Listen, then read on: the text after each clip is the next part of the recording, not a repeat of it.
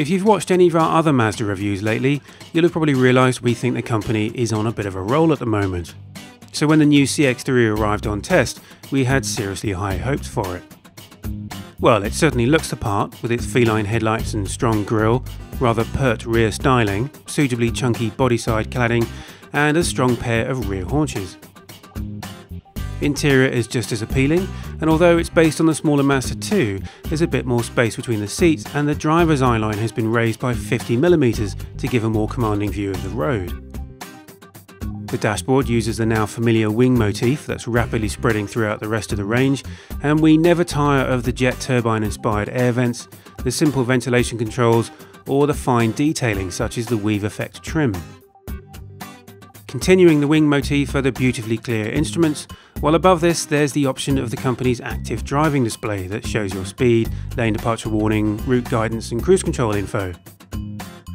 This is linked to the company's MZD Connect system, which continues to be our favourite of the current crop of infotainment systems, and it gives access to a variety of music sources, plus an excellent navigation system and more configuration options than you can shake a stick at.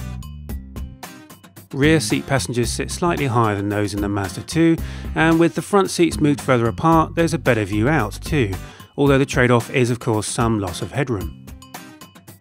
Compared to the Mazda 2 that it's based on, boot space is up by 95 litres to 350 litres, and there's a dual level floor for the first time in a Mazda. Drop the rear seats and this increases to a pretty decent 1,260 litres, although Sport Nav models do lose 63 litres of this due to the Bose subwoofer under the floor.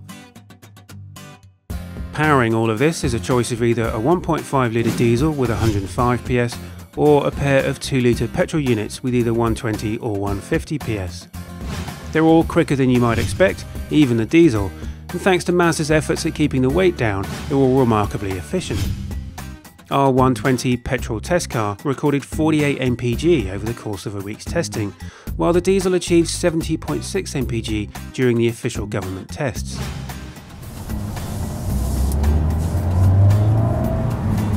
On the road, engine noise perhaps isn't quite as well suppressed as it is in some of Mazda's other models, but what is retained is the fabulously slick shifting 6-speed manual gearbox. All-wheel drive is available on the diesel and high-power petrol models, while the 120 petrol is two-wheel drive only.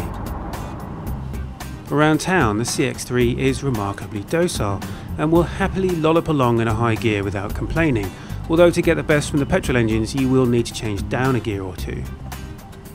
We did find the drivetrain to be a little snatchy in stop-start traffic, although this is something we think Mazda could improve with just a little fine-tuning of the throttle response.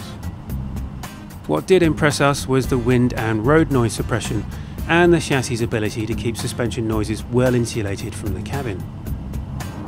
Mazda reasons that buyers of compact crossovers aren't looking for the last word in chassis involvement, and as a result they've toned down some of the CX-3's responses compared to the Mazda 2 on which it's based. That means the steering is a little slower and less precise, and the handling has lost a little of its edginess. They may be entirely right, but we noticed the revised setup had a tendency to be thrown offline by mid-corner bumps, and this could induce some lateral pitching that made the CX-3 feel marginally less secure. Speaking personally, I think we'd have preferred to have seen the CX-3 inherit the same endearing character as the little Mazda 2, but I guess time will tell who's right on this one. However, even with those reservations, the CX-3 still drives better than many of its segment rivals, and it impressed us with its affable nature not just around town, but also in fast-moving motorway traffic. Pricing is perhaps a little strong, with a range starting at $17,595, while our Sport Nav test car came in at just a little over 21 grand. Despite that, and our observations about the chassis tuning, we think the CX-3 makes a seriously compelling case for itself. And from almost every angle, it's a hell of a lot better looking than the competition too.